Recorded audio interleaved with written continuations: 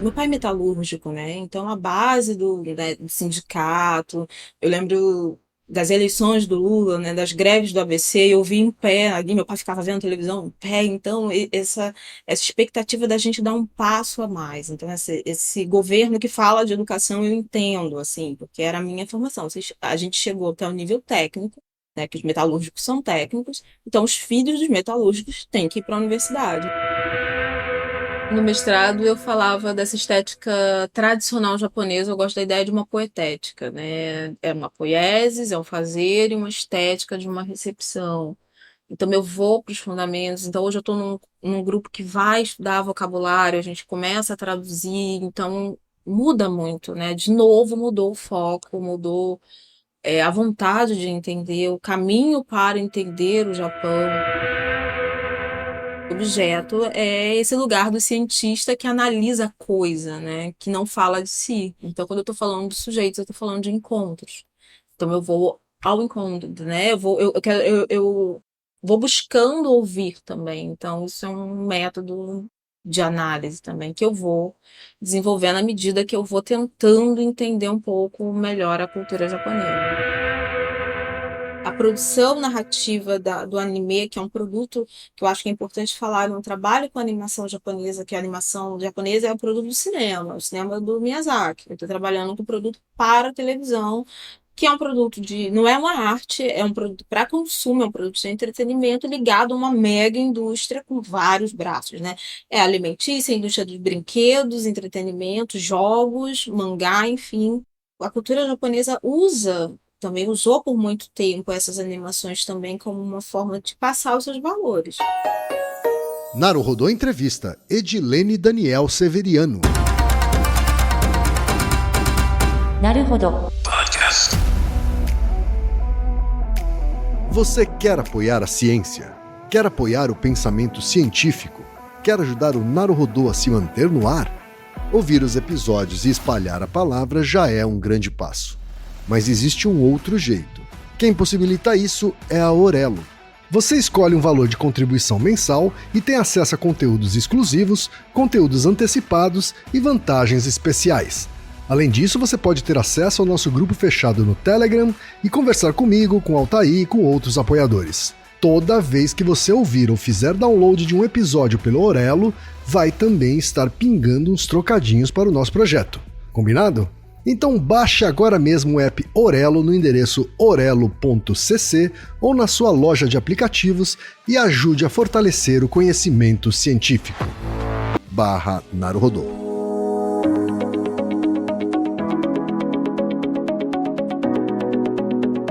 Ilustríssimo ouvinte, seguimos com a série Naruhodô Entrevista, que está trazendo conversas descontraídas com cientistas brasileiras e brasileiros que contam sobre suas trajetórias, seus pensamentos e seus campos de atuação. Neste episódio, vamos falar com a Edilene Daniel Severiano. Edilene Daniel Severiano é pesquisadora de estudos japoneses e asiáticos, atuando junto aos Elo Nihon de Letras da UERJ, Grupo de Pesquisa Pensamento Japonês, Princípios e Desdobramentos no Grupo de Trabalho Vocabulário de Estética Japonesa de Letras da USP e Laboratório IDEA da UFRJ. Atualmente é doutoranda da Universidade Federal Fluminense, onde se dedica à pesquisa sobre os produtos midiáticos japoneses de animação, os anime, e seus impactos na construção de subjetividade e identidade de fãs negros. Mestre em Teoria Literária pela UFRJ, dedicando-se à pesquisa sobre o cinema de Akira Kurosawa. Licenciatura em Letras, Português e Literaturas pela Faculdade de Educação da Universidade Federal do Rio de Janeiro, bacharel em Letras, Português e Literaturas pela Faculdade de Letras da Universidade Federal do Rio de Janeiro e bacharel em Ciências Econômicas pelo Instituto de Ciências Humanas e Sociais da Universidade Federal Rural do Rio de Janeiro. No campo técnico editorial, é diretora científica do selo Caminhos de Estudos Asiáticos, na Desalinho Produções. É fundadora e CEO da Entre Letras, Consultoria Textual e Edições, é revisora dos periódicos C Legenda e Contracampo. Vamos então para a conversa com a Edilene.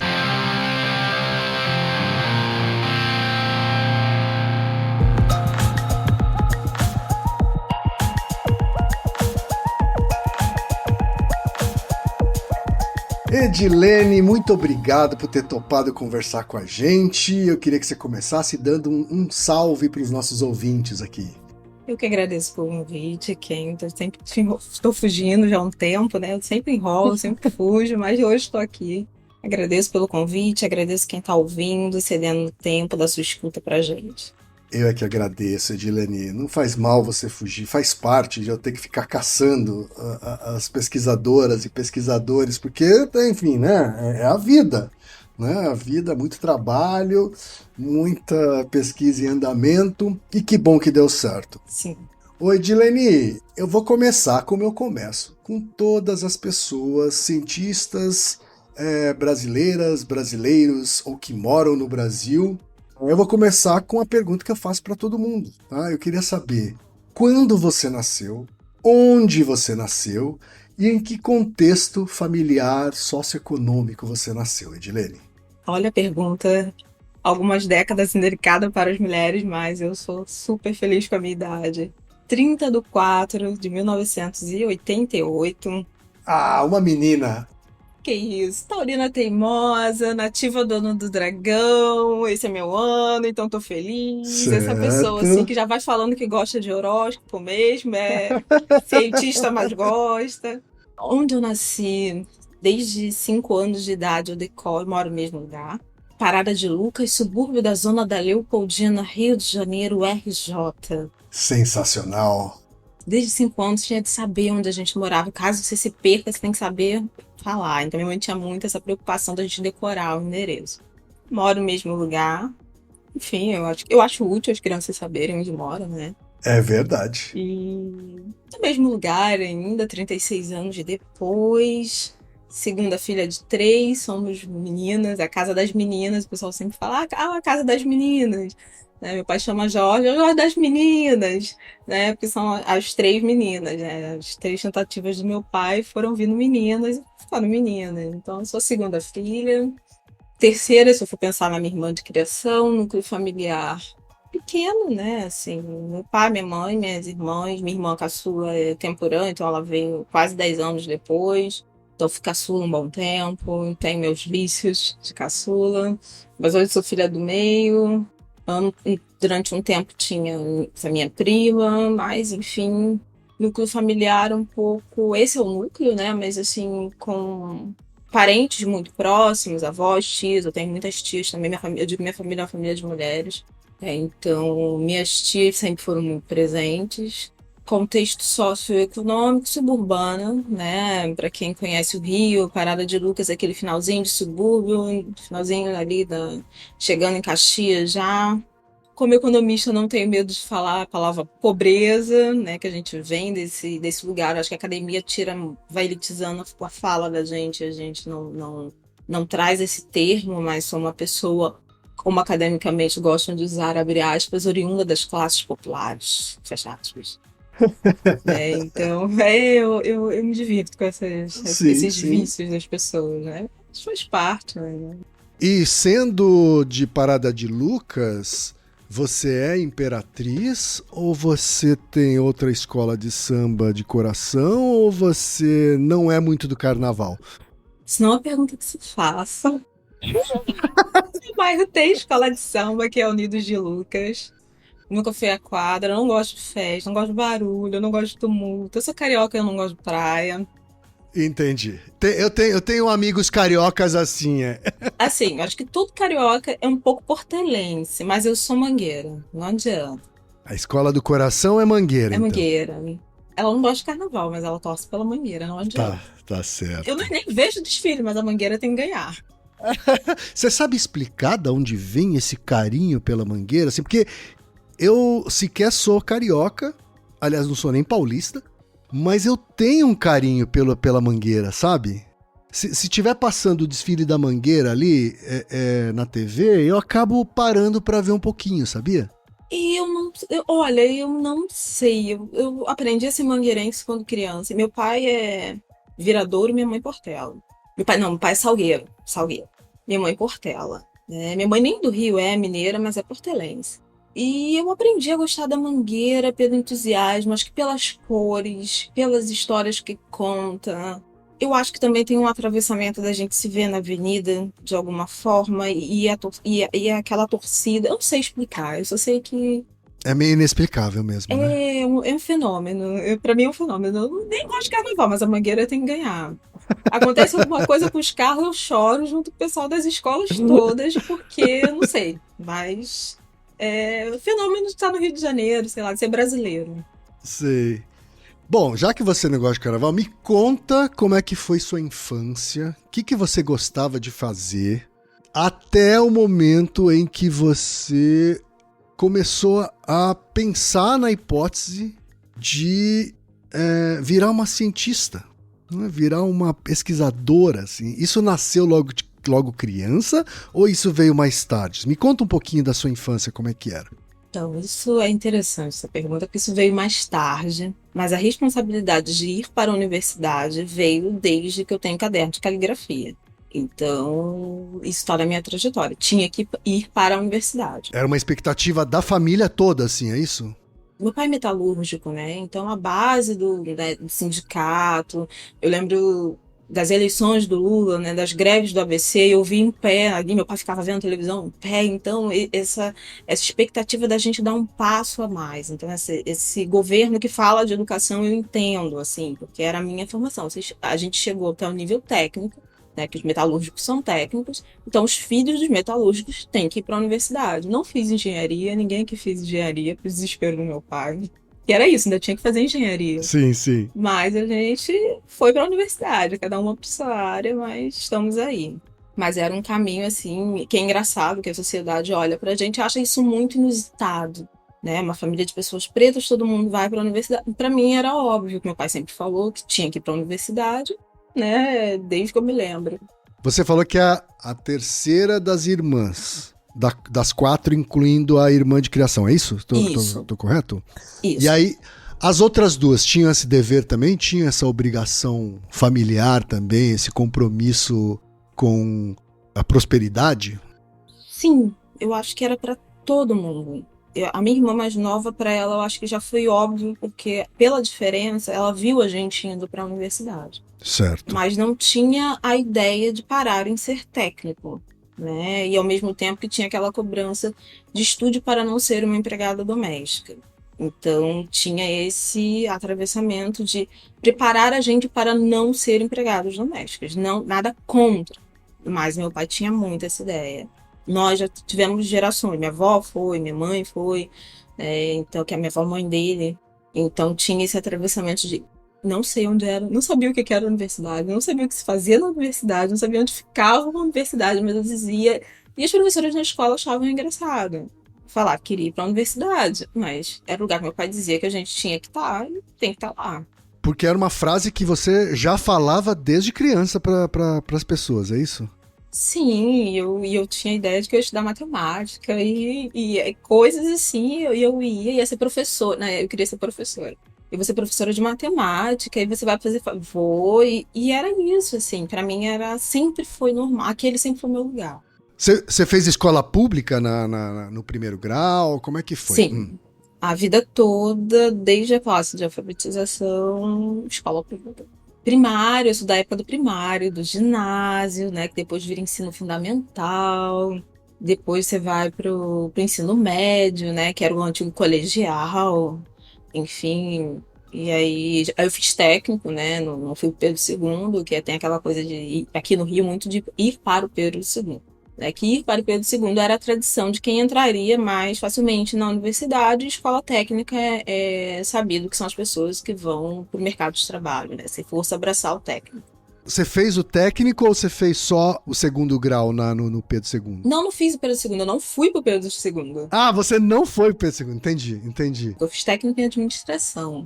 Ah, você fez técnica em administração. Você chegou a exercer esse diploma de técnico? Assim? Eu tô perguntando porque eu fiz técnico também. E cheguei a trabalhar na área antes de ir pra faculdade, assim, né?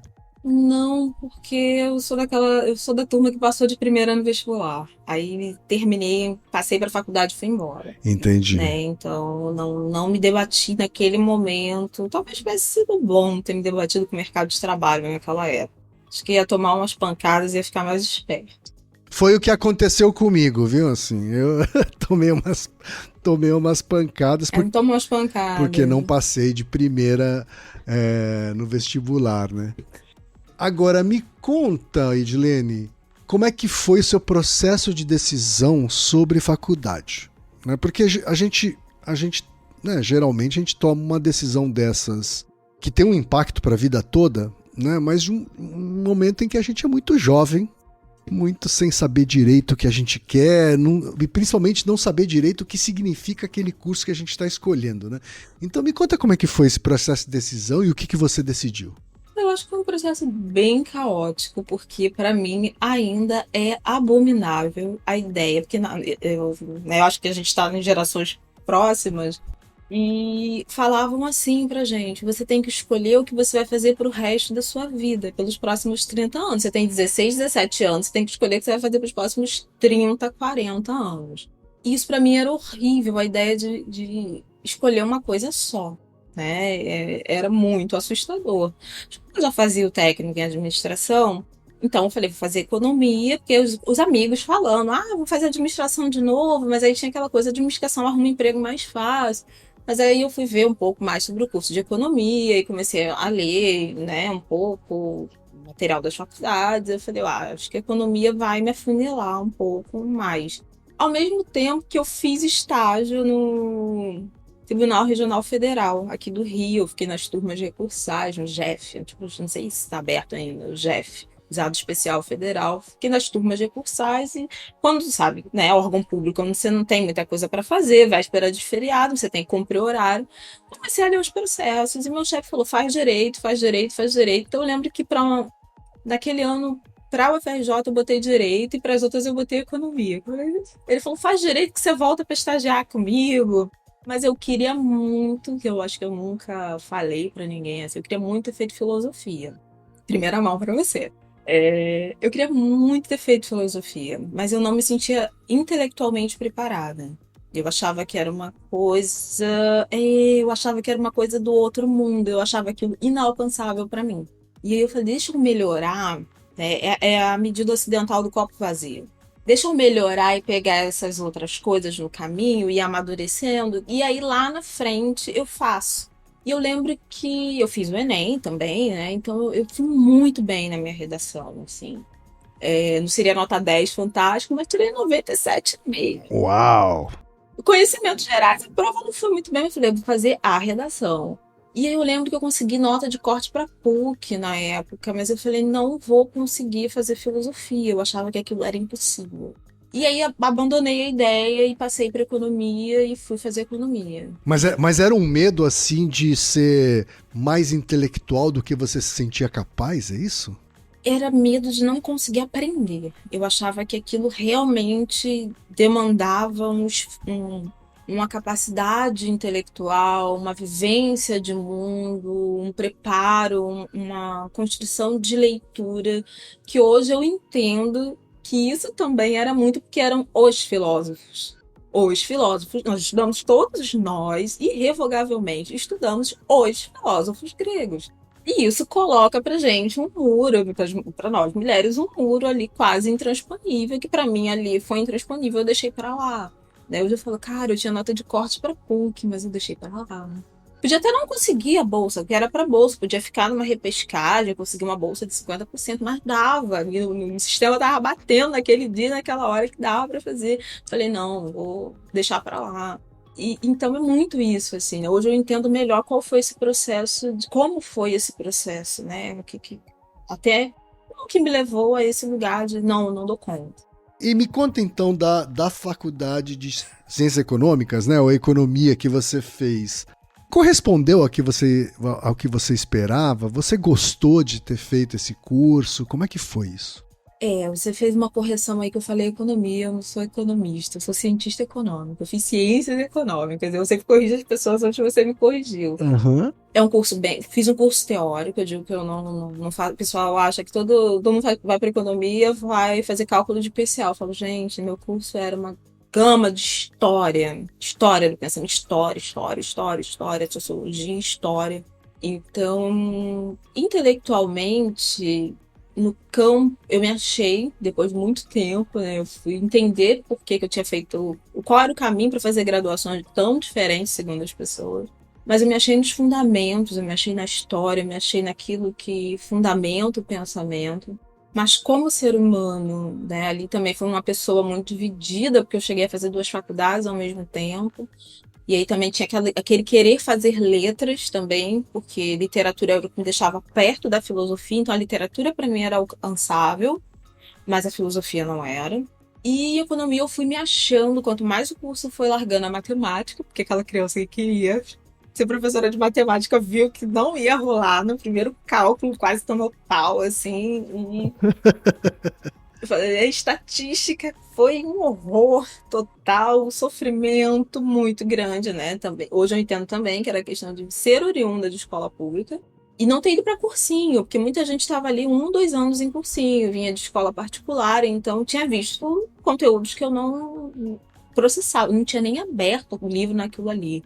Né? Então, foi questão do vestibular que eu falei, essa aqui eu vou zerar e vambora, porque eu não sei o que que é isso, não dá tempo de estudar isso aqui, né? Nesse ponto eu sou bem pragmática, isso aqui eu vou zerar, aqui eu vou passar, e eu tenho que ir naquilo que eu sou boa, você tem que, né, focar nisso também, né? Não se desesperar com o que você não tem. E eu fui achando em economia, fui me achando em economia, mas eu fui achando a sociedade também. E aí tem uma hora que eu virei e falei, eu acho que tá bom. A economia, de certa forma, ela tá funcionando porque ela tem que funcionar. E aí ficou muito o sentimento de que eu comecei a elaborar que eu precisava mudar as pessoas. Ainda muito arrogante, quando você pensa que você precisa mudar as pessoas, você acha que você consegue mudar as pessoas. Mudar um hábito nosso é quase impossível. Uhum, sim. Mudar a humanidade é aquele. Faltou ter ido pro mercado de trabalho para tomar umas pancadas, para ficar mais esperto. Mas por outro lado, né, Edilene, a gente tá vivendo um momento em que a gente precisa mudar as pessoas, porque senão não vai ter mais pessoas, né? Agora vai ou vai. Né? Agora vai ou vai. Tudo bem, ou por bem, assim. Aham. Agora, você comentou aqui já uma coisa que eu também já tinha visto, que é o fato de você ter meio que tentado carregar 2 cursos bem diferentes ao mesmo tempo, né? Então você estava fazendo ciências econômicas, mas em outro momento você também começa a fazer o curso de letras. É no curso de letras que você de fato se encontrou, assim? E isso é uma coisa. E outra coisa é, você não tinha mais a pretensão de ser professora matemática, mas dar aulas, lecionar, continuava dentro do seu desejo pessoal, assim? Sim. A carreira como professora, ela foi perdendo gás, assim, porque eu queria ser professora no ensino básico, eu queria estar trabalhando com pré-adolescente, eu queria, sabe, né? E aí depois quando eu fiz o estágio docente, eu corri deles totalmente, né? Enfim, falo mais pra frente, mas não esperem, eu não vou mudar a humanidade dando aula para adolescente. Eles vão me enlouquecer, eu vou infartar antes disso. Sei.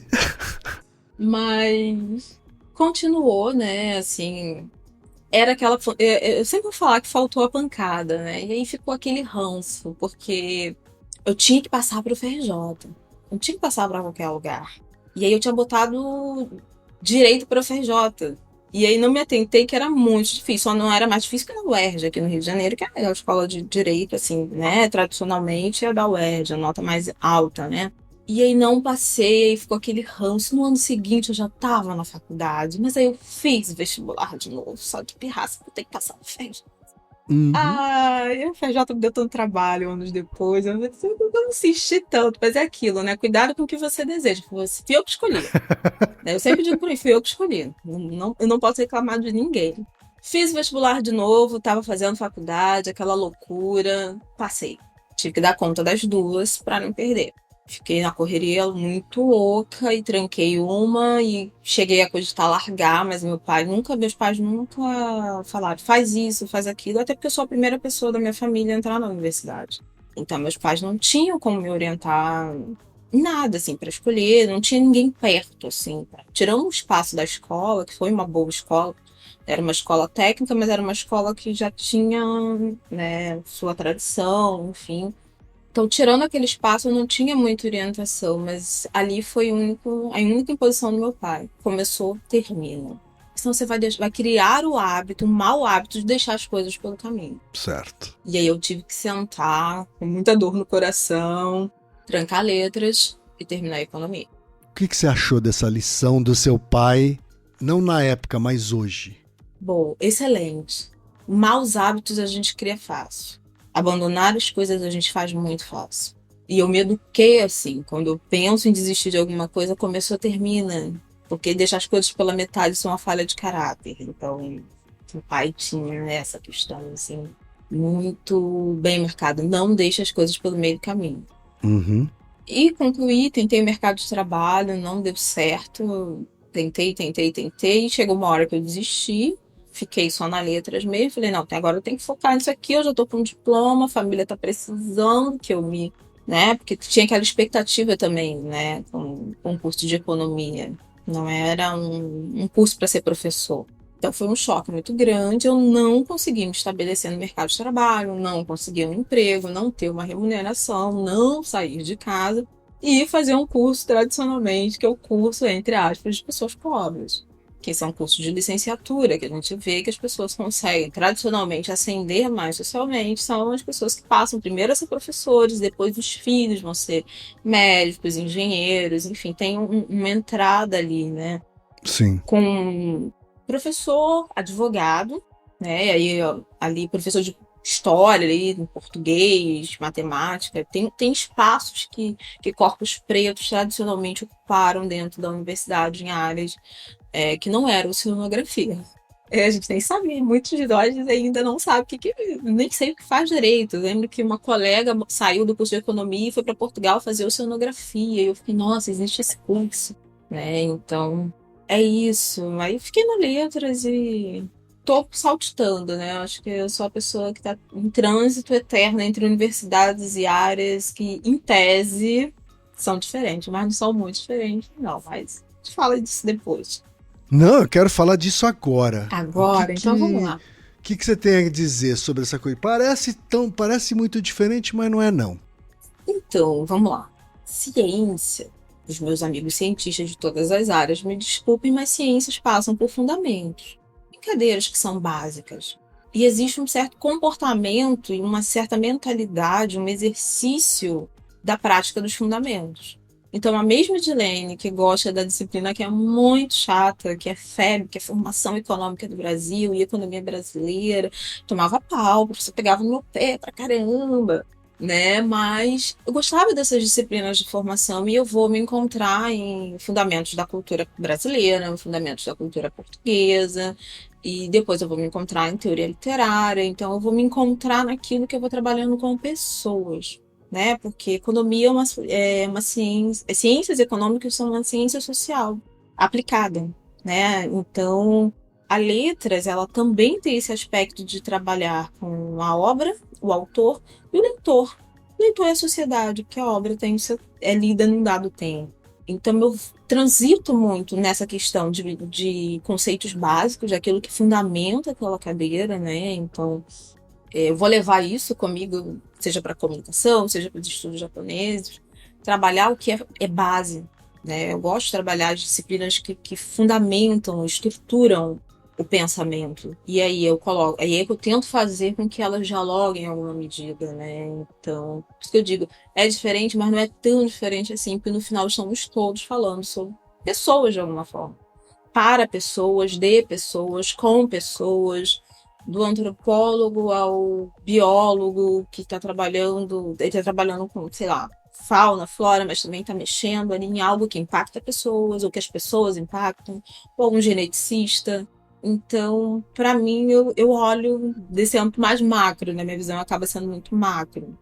Né? Às vezes eu acho que tinha que focar mais um pouco nas coisas, mas não consigo, é meu mau hábito. Então, eu acho que eu fui me encontrando assim, nesse lugar. E eu não consegui explicar. E um dia uma amiga minha, eu falei, todo mundo me acha louca, porque eu fico fazendo essas faculdades, as pessoas não entendem porque que eu faço. E aí ela falou, mas eu entendo muito bem, a sua cadeira é fundamentos, porque você tá em todas elas, tudo que você fala pra mim, eu escuto fundamentos. Eu falei, mas as pessoas não entendem, porque essas faculdades, inclusive, têm disciplinas chamadas fundamento de alguma coisa. E é ali que eu me entendo, né? Então, eu acho que eu vou um pouco por aí, né? Eu fiz a licenciatura também, eu tenho bacharelado pela letras e a licenciatura pela educação, eu acabei fazendo depois de licenciatura. Então, também fundamento. Então, vou olhar para aquilo ali que dá base para a gente pensar e elaborar coisas para as pessoas, né? Então, é isso que eu digo que não é tão diferente assim. Agora entendi e concordo com você. Mas eu queria entender agora, Edilene, você se formou em letras e logo em seguida já emendou uma pós-graduação, assim? Como foi essa decisão de fazer pós-graduação, assim? A decisão de fazer pós, ela foi muito... Primeiro porque patinei muito na universidade, né? Eu não conseguia pegar as coisas no ar. Não a vivência no mundo real. E eu demorei muito a entender que tinham determinados mecanismos e eu sabia que eu tinha que ir para pós para ser professora, porque eu já estava migrando nessa ideia. Eu queria ser professora de ensino básico, mas me interessava também ser professora na universidade. Dentro da economia, me interessava muito economia internacional, economia política internacional e ciência política. Mas aí eu não consegui estruturar projetos e não tinha contato. Eu estava bem isolada, eu me formei em economia na Rural, em ciências econômicas na Rural, então eu já estava fora do eixo do Rio, então já não tinha espaço de diálogo e não tinha meu curso não tinha muita relevância nos nichos aqui de formação do Rio de Janeiro, né? Então era um curso que ficava na faculdade lá no meio do mato.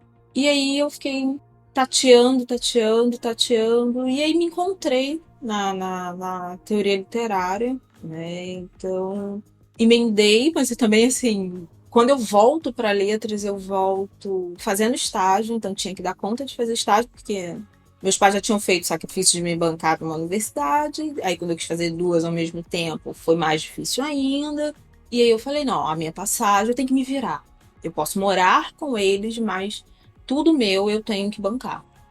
Essa responsabilidade tem que ser minha. Então, eu já volto fazendo estágio. Então, as disciplinas tinham que caber no horário do estágio. Então, eu demoro mais a me formar e aí eu emendo. Eu já estava ali, eu era de uma grade antiga, eu peguei uma reforma universitária. Então, a minha vida ficou uma loucura porque as disciplinas desapareceram e aí começa você fazer caber aquilo ali, te sobra tempo livre, mas não tem o que você fazer, porque assim, era sistema, você era expulso das turmas, né? Então, era bem conflitante, acabei demorando bastante para me formar, assim, 5 anos, mas emendei a licenciatura, fui para educação junto, porque meu diploma cabia, na época, as duas habilitações, minha matrícula, não meu diploma, minha matrícula permitia as duas habilitações. E aí já estava ali interessada, consegui escolher o que eu queria, eu tinha dois pontos de interesse, e falei, não, quero ir para a teoria literária, que vai me dar mais satisfação, é isso que eu quero fazer. Você já sabia o que significava mestrado? Porque eu converso com muitas cientistas e muitos cientistas aqui, e alguns deles falam assim, eu nem sabia o que era mestrado. Eu sabia que se eu quisesse dar aula em determinado lugar, ia ter que fazer isso, mas não sabia nem o que significava isso na minha vida, assim, né? O quanto você já sabe, porque você me conta tá me contando a sua história e me dá a sensação de que faltou gente te mentorando pelo caminho, né? Assim, você teve que ir descobrindo e quebrando, né? E batendo a cara na parede, né? Aí a gente tem que ouvir a música do Zeca Pagodinho, né? Você sabe o que é caviar? Nunca vi nem comi, eu só ouço falar. Sabe o que é mestrado? Não sei. Não sei o que essa gente faz lá. Não sei, mas eu tenho que ir pra lá e tenho que chegar lá e vambora. Faltou, assim, eu sou uma pessoa bem reservada, mas eu aprendi a ouvir muito. Eu entendi bem cedo, que o espaço social era um espaço que me silenciava mais, né, e que esperava de mim uma performance. Então, quando eu entro na universidade, eu entro já com as minhas próprias ressalvas. Então, eu tinha uma barreira para falar com as pessoas, né? Eu tinha uma barreira de comunicação, eu ainda tenho muito grande, né? Então, as pessoas falam comigo. E dentro da universidade não é assim que funciona, é você que tem que falar com o professor. Então, eu ficava ali, né, tinha aquele meu amigo às vezes, muito inteligente, eu estava junto com ele, fazia bons trabalhos nessa disciplina, meus trabalhos eram muito bons, né, assim, era o que eu gostava, então eu falava assim, sabe aquela disciplina que você fala, menos do que 10, eu quero saber, que o professor tem que me explicar por que ele me deu menos do que 10, mas eu ficava calada, um dia veio o 9,5, eu fiquei assim, sentida, profundamente sentida, que eu falei, tava tão bom, e ele me deu Chorando por 9,5. dentro, assim. Pois é, mas aí, sabe, você fica com aquele sentimentozinho assim, aquela mágoa do professor, mas passa. E faltou isso, sabe? Essa interação. Eu também não conseguia me abrir muito para as pessoas. Então, a ideia do mestrado, ela foi se formando, o entendimento do que era o mestrado, ele foi se formando a partir da escuta dos amigos que estavam perto, que estavam nos grupos de pesquisa. Eu não conseguia ir para os grupos, eu não conseguia demonstrar interesse de estar nos grupos, eu ficava muito no canto, não falava muito com as pessoas, baixa interação, né? Então, e ser só ser bom no que você faz, você só tirar uma nota boa, não é o suficiente. A universidade não é isso, né? Demorei muito tempo para entender que você tem que sentar para tomar aquele café, que você tem que ir pro barzinho, que você tem toda uma questão de sociabilidade. É isso que conta também, né? Quanto você é associado. Então talvez aí eu começo a entender que a não passagem pelo mercado de trabalho talvez tenha te feito falta nesse momento. Assim. Exato. É isso que eu bato nessa tecla. Faltou. Eu fico assim, talvez se eu tivesse aprendido a lidar melhor com as pessoas. Uhum. Né? Você ia sofrer do mesmo jeito, sendo uma pessoa mais introvertida, assim, você ia sofrer do mesmo jeito, mas você ia sofrer antes. E aí aproveitar melhor o tempo, porque às vezes eu fico assim, poxa, eu podia ter aproveitado melhor o tempo na universidade. Né? O tempo que eu fiquei lá, eu poderia ter feito muito mais coisas. Mas primeiro que eu achava que eu não ia dar conta, eu sempre carreguei essa bagagem, não vou conseguir. E segundo, porque faltou esse lugar. Então, quando eu vou para o mestrado, é porque eu finalmente começo a entender como aquela estrutura funciona. Eu já tinha passado por algumas, né, rodas de grupo de iniciação científica, mas acabei não ficando. Né? Então, eu já tinha uma ideia do que eu queria fazer, da pesquisa que eu ia seguir com ela. Então, foi um amadurecimento. E vamos dizer assim, poderia ter sido em 4 anos, foi em 7, sabe? É isso que eu hoje pondero, essa... Sim. Mas tá tudo bem. É um capital cultural que a gente não leva, né? A gente não tem, não adianta. Sim. Enfim, cada coisa no seu tempo. Eu digo que eu entrei no doutorado na hora que eu tinha que entrar, no mestrado na hora que eu tinha que entrar, e as coisas foram acontecendo. Tá certo. Agora, eu tenho que fazer uma pergunta, né, que é o seu objeto de estudo no mestrado. Como é que uma mulher preta, no Rio de Janeiro, foi se interessar em estudar para o mestrado uma literatura relacionada à cultura japonesa? Me conta qual é o arco que a gente perdeu aqui. Então, vamos voltar lá na economia. Estou eu lá, no meu curso de Ciências Econômicas, eu morei na faculdade, morei no alojamento, né? E isso não foi suficiente para aprender nuances sociais. Eu acho isso fantástico. Gente, pessoa ruim de pegar no tranco. E já estava na letras, enfim, e tinha um professor que falava, vocês têm que ser... As letras têm esse preciosismo muito grande, que é você conseguir ler nos originais. Então você tem que fazer outras línguas. E eu lembro que eu ficava ilhada lá, porque não tinha... Até o sinal telefônico era péssimo em Seropédica na época. O sinal de internet era péssimo, tudo era 1h30 da minha casa, 2 horas e pouco do centro do Rio, sem trânsito, mas parecia... Era zona rural mesmo, assim, bem distante. Eu falei, pai, faz a minha inscrição no curso de inglês, que eu tenho que começar a estudar inglês, já passou da hora. O pai se enrolou e aí ele falou... Quando ele me ligou, ele, filha, só tem 2 cursos, russo e japonês. O que você quer? Eu pensei assim, claramente, eu não perdi nada na Rússia. Não tenho interesse de ir para lá. E eu já tinha ideia na época em economia, me interessava a perspectiva dos milagres econômicos, que a gente aprende como milagre econômico, na verdade não é. A gente depois vai entender que não é um milagre econômico, mas a gente estuda os 3, que é o brasileiro, o japonês e o alemão. Então eu tinha interesse nesse ponto de desenvolvimento de 3 culturas diferentes e que vai desembocar em países desenvolvidos e o Brasil em eterno estado em desenvolvimento. Eu falei, pai, bota japonês porque eu vou fazer alguma coisa com isso. E aí, desse bota japonês que eu vou fazer alguma coisa com isso, eu comecei a estudar a língua. E aí, língua, né, japonês se baseia tripé, língua, literatura e cultura. E aí você vai lembrando, né, que você foi educada vendo Tokusatsu, papai só via isso, mamãe só via isso, aí depois você entra no anime, então você vai lembrando de quem você era e que você foi deixando, porque o caminho da universidade também é um caminho de deixar muito de quem a gente é para trás. E aí eu fui me apaixonando, o foco foi mudando, eu continuei estudando, depois parei, depois voltei, depois parei, porque o foco ia mudando e eu ia me perdendo ali no objetivo. Mas aí também fiquei estudando língua. Mas peraí, antes de você seguir em frente, você falou que na sua família já havia esse contato com manifestações culturais japonesas. Me explica melhor aí, que essa referência que você passou sobre os seus pais, por exemplo, eu não conheço. Me conta. Ah, sim. Então, meu pai, eu acho que ele seria hoje, meio nerd, meio geek, eu não sei, meio otaku, Tá. eu não sei. Assim, um dia eu reclamei de uma camisa que ele tava saindo, ele voltou e me pegou a camisa do Cavaleiros do Zodíaco. Eu falei, tá bom, pai, vai. Vai, pai, essa camisa, tá bom. Aham. Meus pais sempre.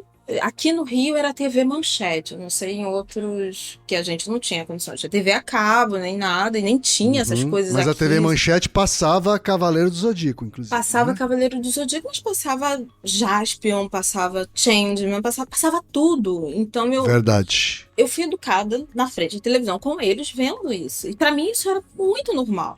Né? Depois é que eu vou ver outras produções culturais. Mas pra mim aquilo ali era o que todo mundo via, na verdade. Pra mim aquilo ali era o que todo mundo via. Porque a minha televisão ficava mais na Manchete do que em qualquer outro canal.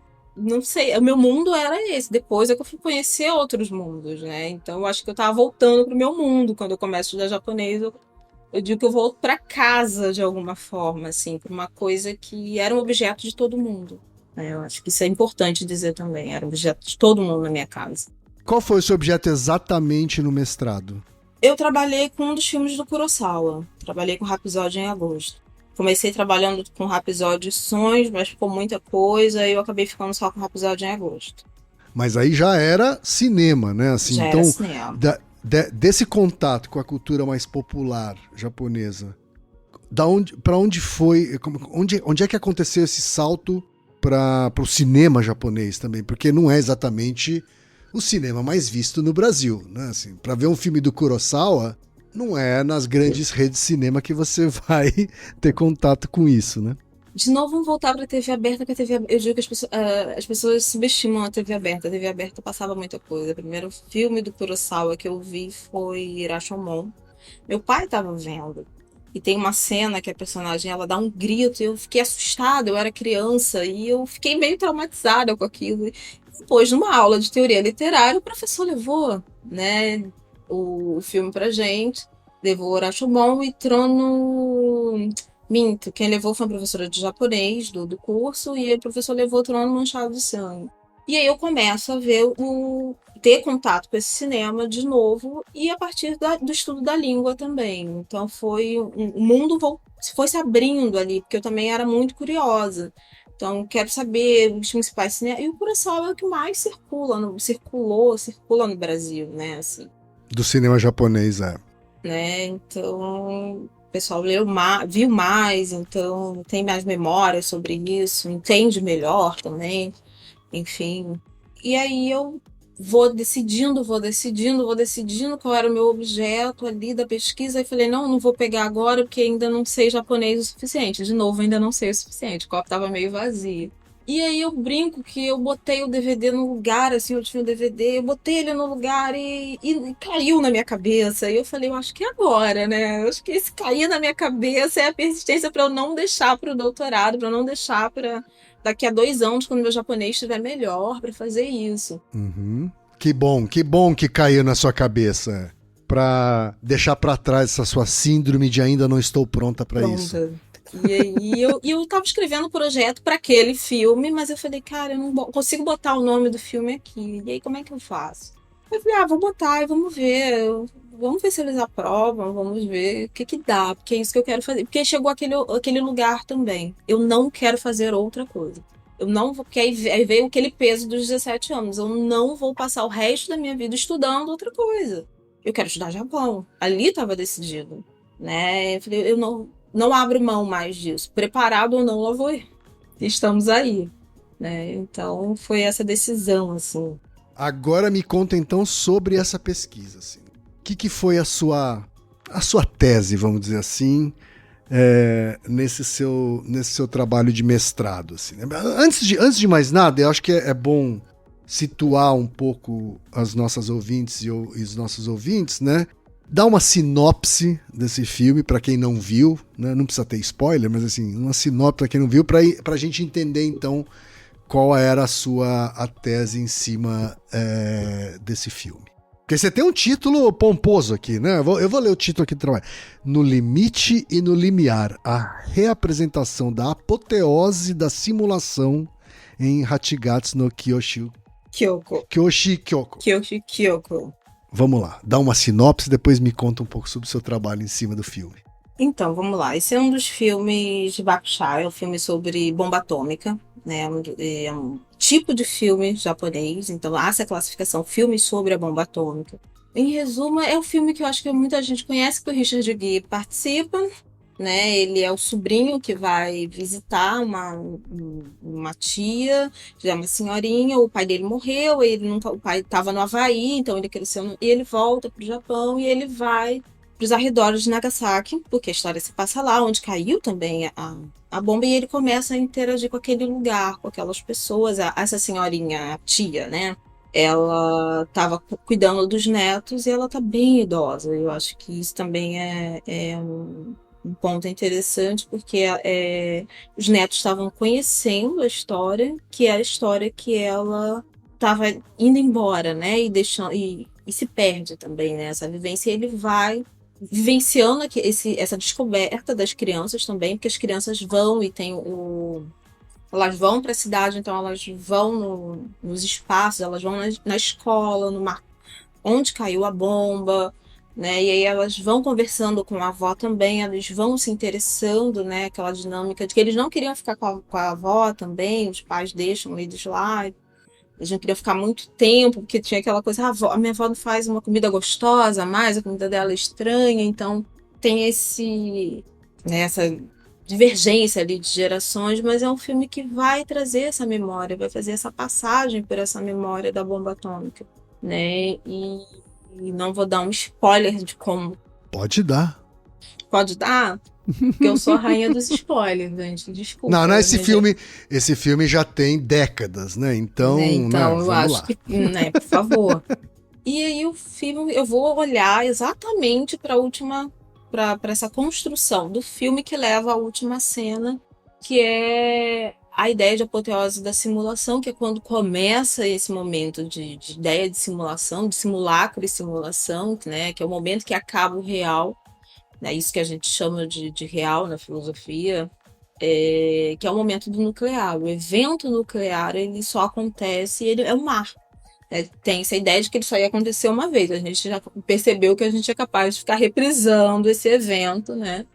Enfim, eu trago esse momento para a gente refletir um pouco, né, sobre o que está ali, o que leva para aquele lugar. Eu tento tecer uma crítica, uma ideia, porque, né, o trabalho de mestrado é você seguir uma linha para fazer uma análise, que essa senhora, ela vai entrando, essas memórias vão levando ela de volta para aquele dia. Naquele dia ela perde o marido, naquele dia o irmão que estava com ela enlouquece, depois de um tempo ele morre. Naquele dia ela corre para o centro de Nagasaki e ela também pega os efeitos da radiação, então ela tem os cabelos bem ralos. Então a vida dela muda completamente naquele dia e ela vai tentar encontrar o marido. Então ela sai correndo.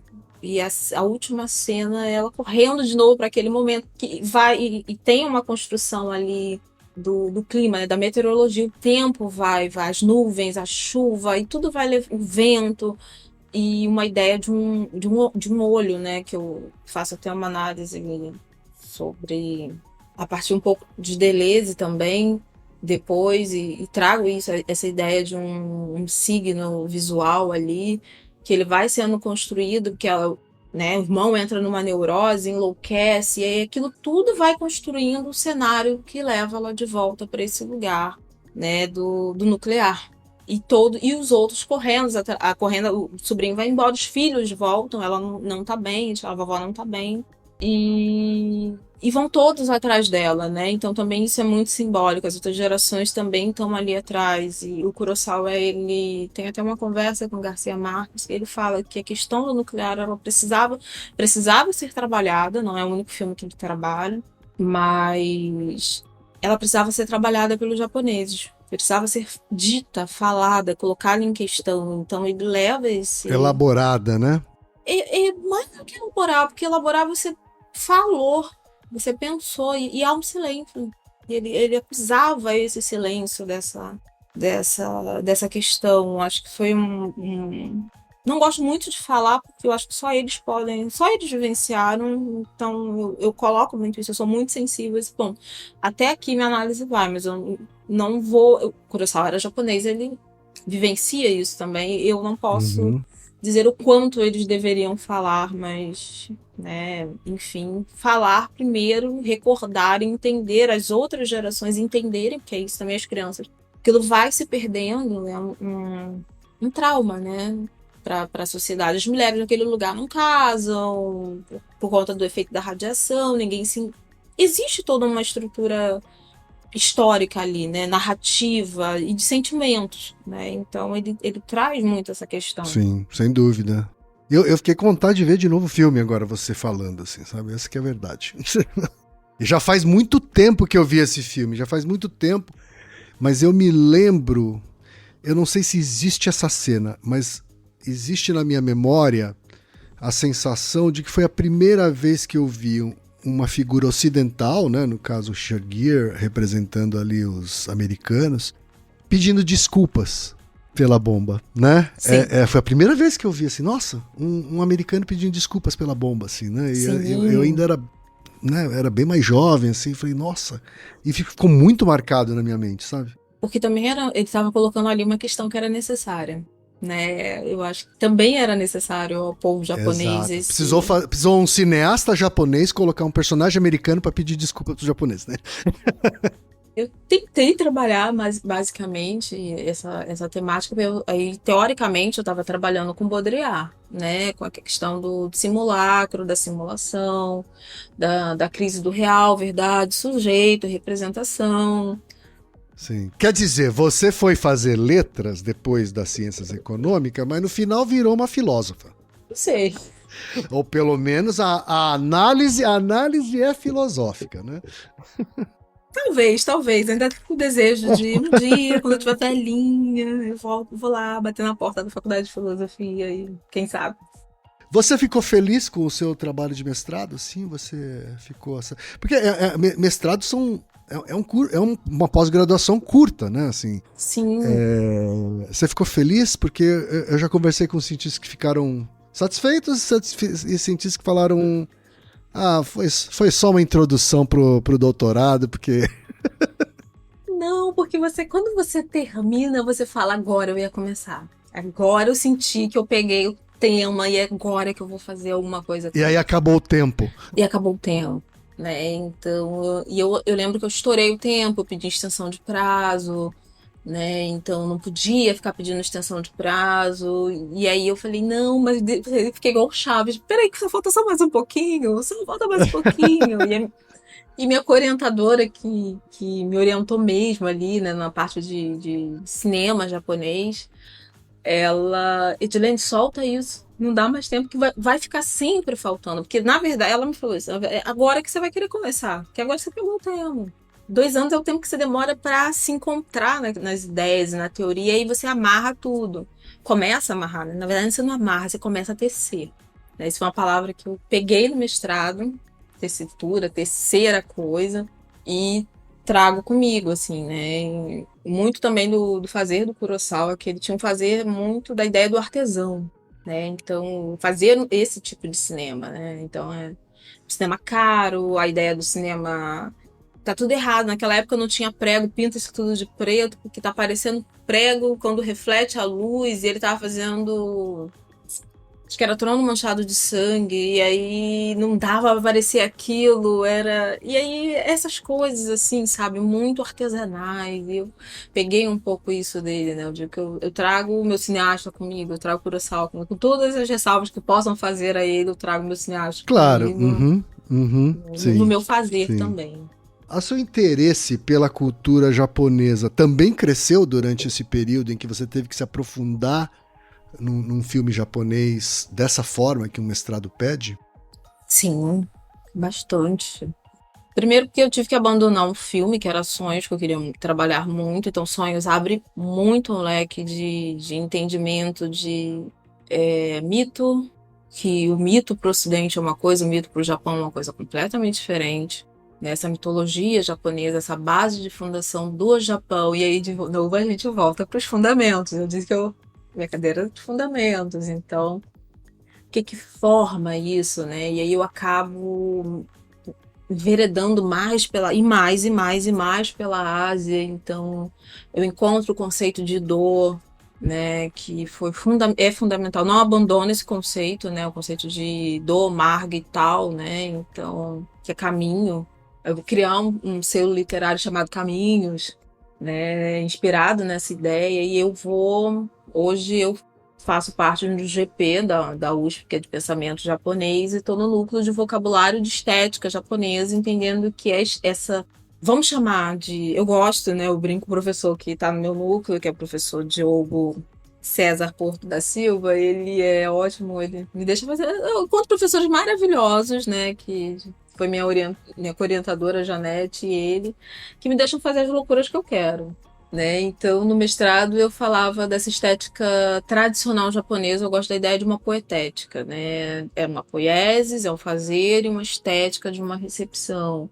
Então, eu vou para os fundamentos. Então, hoje eu estou num grupo que vai estudar vocabulário, a gente começa a traduzir, então muda muito, né? De novo, mudou o foco, mudou a vontade de entender, o caminho para entender o Japão. Ao longo do meu mestrado, eu também cheguei a uma conclusão. Eu queria muito chegar ao Japão e fazer aquela análise sobre, né? A gente tem, de novo, a arrogância. E aí teve uma hora que eu falei, eu acho que o mais importante é o quanto eu deixo do Ocidente para trás. A viagem era longa e eu estava carregando uma casa nas costas. Eu falei, eu preciso levar só uma mochila, né? Então eu tenho que ir deixando para trás. Para de fato ter porosidade para receber o novo. Porque a gente vai com muitos conceitos, muitas verdades, muitas métricas que a gente contesta, mas é o que a gente tem como ferramenta, né? Hoje, eu, como pesquisadora, bato muito na tecla. Cuidado com o método. Se o método que você está fazendo no recorte é um método por excelência ocidental, com os parâmetros ocidentais, você vai cortar aquilo, você vai retalhar o outro, né? Porque, inclusive, você vai para um objeto. Né? Eu usei até aqui falar dos tokusatsu e animes, o termo objeto, mas eu não gosto do termo objeto, né? Eu gosto de falar de sujeitos, porque objeto é esse lugar do cientista que analisa a coisa, né? Que não fala de si. Então, quando eu estou falando de sujeitos, eu estou falando de encontros. Então, eu vou ao encontro, né? Eu vou buscando ouvir também. Então, isso é um método de análise também, que eu vou desenvolvendo à medida que eu vou tentando entender um pouco melhor a cultura japonesa. E o seu entendimento, e portanto parte da Edilene, faz parte também do trabalho, assim, né? Não é uma coisa estanque, assim, né? Sim, eu me deixo transbordar completamente, assim, me represo em alguns momentos, mas às vezes eu vou pro trabalho vem pra minha vida e a gente vai trocando, que também a Ásia sempre foi um ponto de interesse para mim, por N fatores. Eu tenho vários encontros com a Ásia, né? Eu fui fazer yoga da Índia, eu fui fazer tai chi da China, eu estudo japonês, então sempre tentando entender um pouco melhor esse outro a partir dos seus caminhos, né? A partir daquilo que permite um encontro com essa cultura melhor, sem muito filtro. Eu quero falar sobre o seu doutorado agora, mas antes disso, eu queria abrir um parênteses e perguntar o seguinte. tendo a cultura japonesa, né, muito tão próxima assim dos seus estudos, e morando no Rio de Janeiro, porque a percepção, não é só percepção, na verdade é um fato, né? A gente tem uma comunidade nipônica muito menor no Rio de Janeiro do que tem aqui em São Paulo, por exemplo, né? Você conseguiu também criar uma rede de pessoas nipo-brasileiras também para fazer parte da sua exploração na cultura japonesa? Isso foi acontecendo, assim. E, de novo, eu sou uma pessoa bem fechada, então não dou muita margem. Então, mais isso, tem isso também. E a cultura também é um pouco E fechada. os japoneses não são exatamente tão abertos. Eu fui conta que assim, um mudo e outro calado. E aí a gente foi ajustando, né? Eu digo que uma das minhas melhores amigas, ela é nipo-brasileira, né? Asiático, amarela, de ascendência nipo-brasileira. Também se encontrou, porque eu também, apesar da minha graduação, eu não falei, eu sou de literaturas, né? Mas eu fiz disciplina de japonês como ouvinte na graduação. E aí eu encontrei essa minha amiga, assim, um encontro assim, de vida. E fui encontrando os amigos, porque também tem isso. Eu acho que como é uma comunidade fechada, eu brinco que todo mundo se conhece. Se você não fala com o outro, você já viu o outro em algum evento. Seja um evento da Associação Nikkei, seja um evento que aconteça dentro de uma das universidades, né? Você já viu a pessoa. Porque acaba sendo isso. Todo mundo já... Porque ou você dá aula na faculdade tal, ou você dá na tal. Ou você dá aula no curso tal, ou você dá aula no curso tal. Então, né, todo mundo é um pouco filho da UFRJ, um pouco filho da UERJ. Então, você vê todo mundo, né? E aí as amizades foram acontecendo nesse processo, né? Assim, um outro grande amigo meu, assim, que ele é... Assim, um outro achado, assim, de vida, que é o Hugo Katsuo, cineasta, né? Hugo é uma figuraça.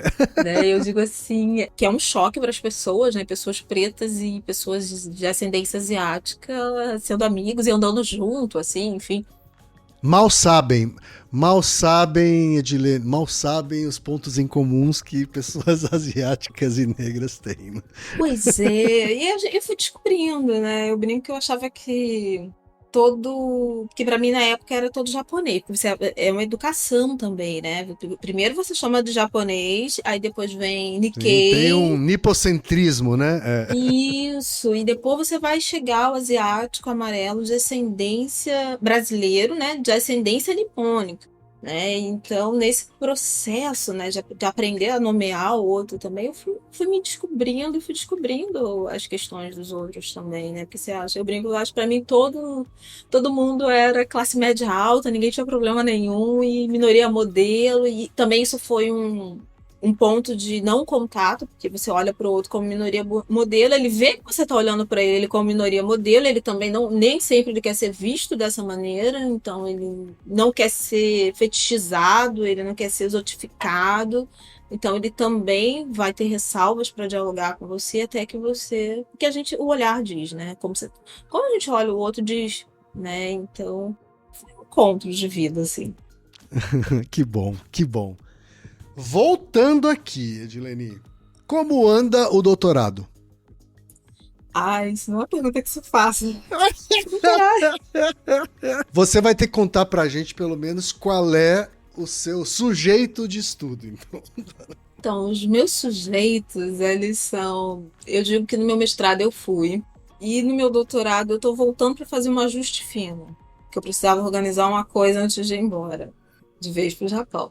Que foi colocado num dado momento quem éramos nós, pesquisadores negros de estudos japoneses, que levam essas pessoas, em tese, de novo, abre aspas, tão diferentes, porque as pessoas gostam de dizer que nós somos tão diferentes. Meu Deus do céu, tá bom. Principalmente pessoas brancas, né? Vamos combinar assim. Exato, mas eu digo as pessoas, mas eu tô dizendo eles. É irônico que as pessoas brancas não se acham parecidas entre si, né? Pois é, eu lembro que na minha banca de arguição do mestrado, tava lá porque eu já tinha N5 de proficiência, mas no mestrado eu fiz a proficiência de espanhol. E aí meu orientador tava na banca, ele não podia falar muito comigo, né? Assim, enfim. Quando ele foi selecionado para a banca, ele parou de falar comigo totalmente, assim, falou, né? Achei até justo o que ele fez, louvável. Mas ele não aguentou, ele soltou, né? Porque japonês é mais fácil do que inglês, né? Foi as únicas coisas que ele falou pra mim na arguição. Eu falei, mas tinha que dar uma alfinetada nesse ponto, né? Pra marcar essa distinção, essa distância, né? E que ali vem. E essa pergunta vem desse incômodo também, de olhar pessoas que não deveriam estar fazendo aquilo. E aí eu vou tentar processar, elaborar isso e eu falo qual é o ponto que leva a gente para esse lugar. E eu poderia ter escolhido as artes marciais, eu poderia ter escolhido desenho, eu poderia ter escolhido muita coisa, mas eu falei, Sim. tá aí, eu quero escolher o anime. Que é um produto cultural, um produto midiático, né, da cultura pop, que hoje a gente pode chamar de uma cultura midiática, né, para ser mais atualizado, mas que era de fácil acesso quando chega ao Brasil de novo pela TV Manchete, depois pela TV Record. Isso eu tô falando naquela leva que vem ali nos início dos anos 90, porque a gente já tem outras produções que foram entrando, né, várias outras emissoras de outras maneiras, né, mas sempre, né, de novo eu volto para a TV aberta. A TV aberta proporcionou encontros para as pessoas, né? Apesar de tudo que a gente possa falar da televisão, ela é um facilitador. E eu volto para anime, porque eu acho uma coisa mais consenso, assim, né? E para essa fase de TV aberta. E aí eu resolvo me perguntar, deixo de perguntar quem são os pesquisadores e passo a me perguntar quem são os fãs negros de anime. Que alguns vão virar pesquisadores. Eu não era fã.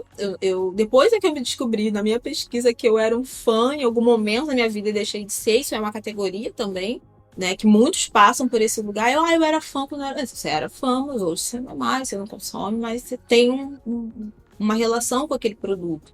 E eu falei, não, eu quero saber quem são essas pessoas.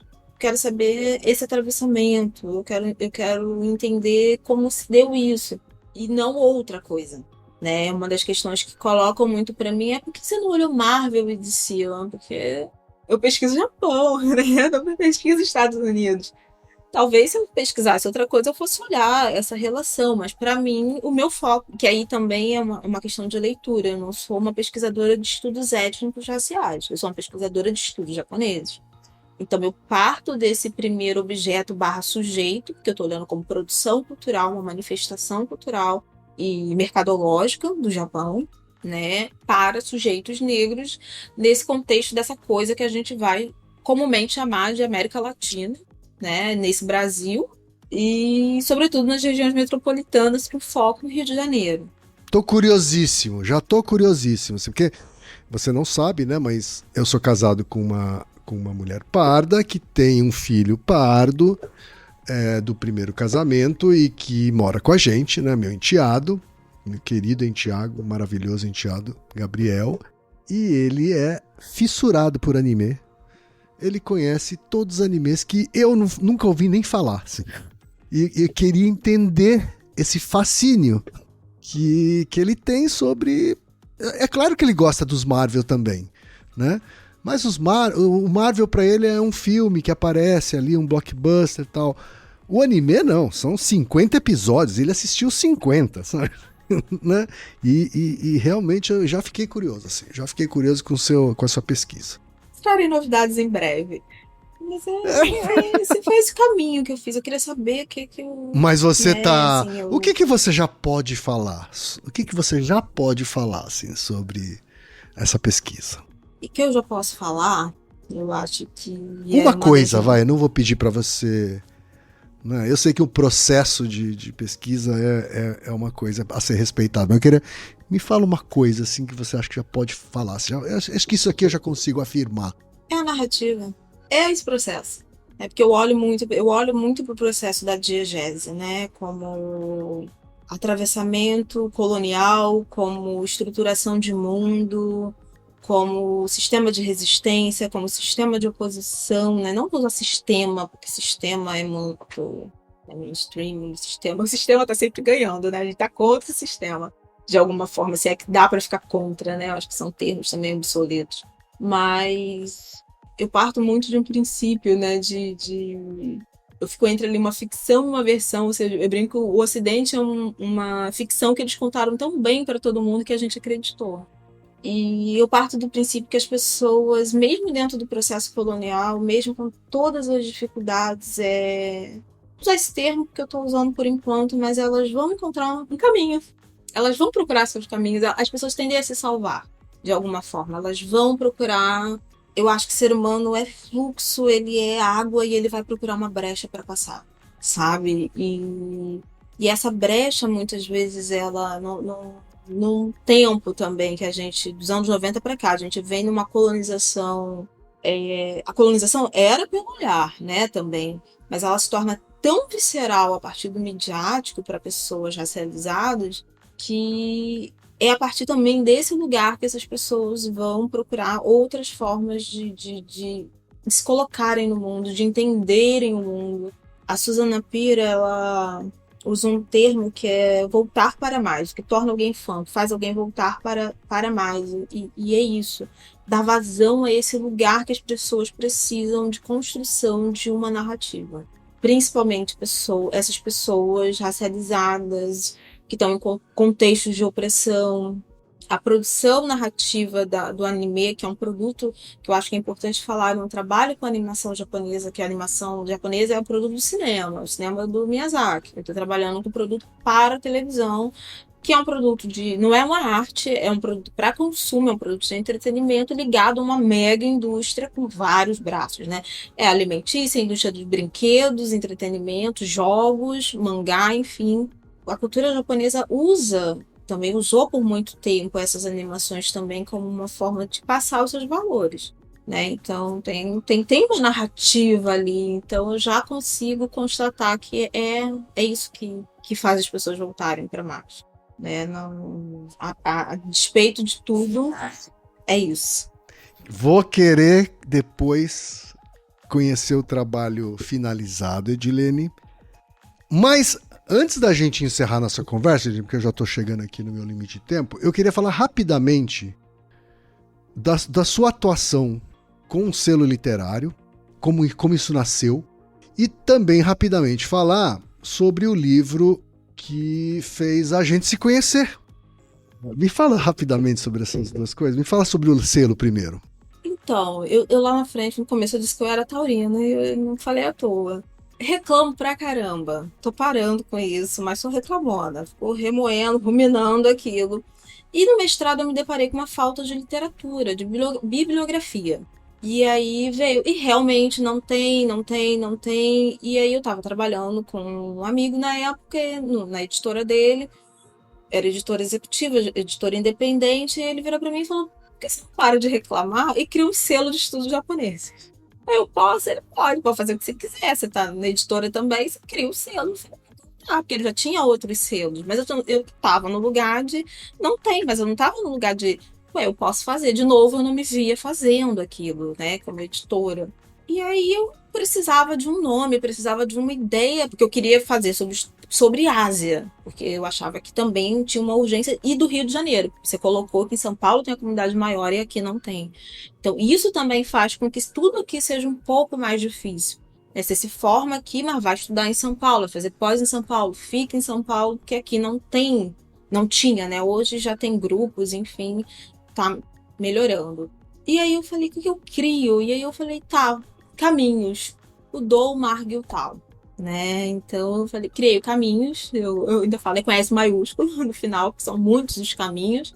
E aí ele surge com essa ideia de trazer novos pesquisadores, de trazer nova bibliografia, de dar margem para esse material. E aí eu encontro, né, junto com a minha co-orientadora do mestrado, ela estava me orientando agora no doutorado, ela faleceu recentemente, a professora Janete Oliveira.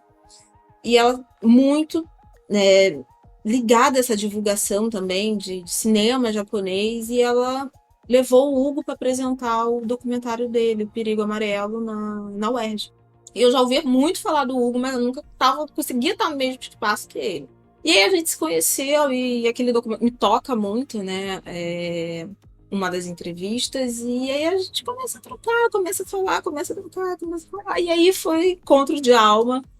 E durante a pandemia ele traz essa questão, não, porque tinha que fazer, uma amiga minha falou, fazer um livro, pegar, eu queria muito fazer. Eu falei, então traz o livro, a gente faz. Vamos botar na rua. Chama quem você quiser para fazer um livro plural, né? Que está falando de questões amarelas, então era para trazer pessoas de origem, de ascendência de todas as nacionalidades possíveis que a gente encontrasse disponível. Foi um processo árduo, foi um processo na pandemia, então eu sempre falo muito isso. Muita gente não participou porque estava vivenciando, porque da minoria modelo virou o perigo amarelo de novo, por conta do coronavírus, todo mundo virou chinês de uma forma muito rápida, e virou chinês entre aspas, né? E essas pessoas não conseguiram estar no processo conosco, acabaram abandonando, mas saiu o livro, né, para trazer essas questões dessa identidade que eu achava urgente falar. As pessoas precisam ouvir vocês também. Vocês precisam se ouvir, porque talvez falte espaço, né, historicamente, há um silenciamento. Para que se torne minoria modelo, ninguém pode falar nada, ninguém pode se opor. Né, há um consenso de um silenciamento, não digo do grupo, mas da sociedade, porque a partir do momento que fala, deixa de ser interessante. Aí chegou o livro e a gente se conheceu. Edilene, eu só posso aliás, eu tenho a chance aqui de te agradecer por ter criado esse selo, ter viabilizado essa obra, né? Eu acho que ele é só, como vocês disseram no evento de lançamento aqui em São Paulo, inclusive, né? Espero que um dia esse livro esteja obsoleto, né? Porque ele trata realmente de questões que a gente precisa problematizar, discutir, evoluir, né?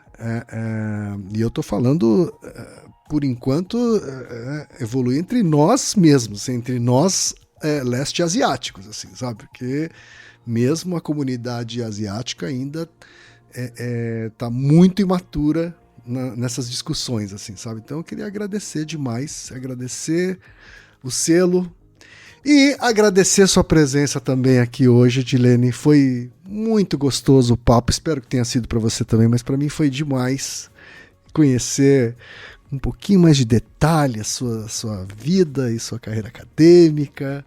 Eu agradeço demais, eu queria que você deixasse aqui sua palavra final também. Eu que agradeço, um prazer estar conversando com você. Poder falar um pouco mais sobre essa confusão que sou eu, esses loopings, as pessoas falam, você escreve meio confuso, eu falo meio confuso, gente, eu tenho essa pessoa, né, faz graduação disso, graduação daquilo, mestrado disso, tô na comunicação, tô em estudos japoneses, então acho que foi bom falar de mim também, né, as pessoas chegar um pouco a esse processo de comunicação, né? Acho que eu tô na comunicação, tá na hora de eu me comunicar. Não, e de você, ao falar de você mesma, rever, né, ou relembrar quantas vezes você duvidou de si mesma, sabe? Sim, não duvide de si mesma, Edilene, você é sensacional. Obrigada, agradeço. É sensacional, e eu me sinto um privilegiado de ter conhecido você pessoalmente, viu? O privilégio é nosso, continue com esse projeto maravilhoso e muitos anos mais, assim, ou muitos outros projetos, quando em São Paulo a gente conversa mais. É isso aí, Edilene, muito obrigado, viu? Agradeço. E Naruhodô, ilustríssimo ouvinte! E você já sabe, aqui no Naruhodô, quem faz a pauta é você. Você tem alguma pergunta pra gente ou quer comentar algum episódio? Escreva pra nós. podcast@naruhodô.com.br. Repetindo? podcast@naruhodô.com.br. E lembre-se, mande nome completo, idade, profissão e a cidade de onde você está falando. É isso aí. Naruhodo. Esse podcast é apresentado por b9.com.br.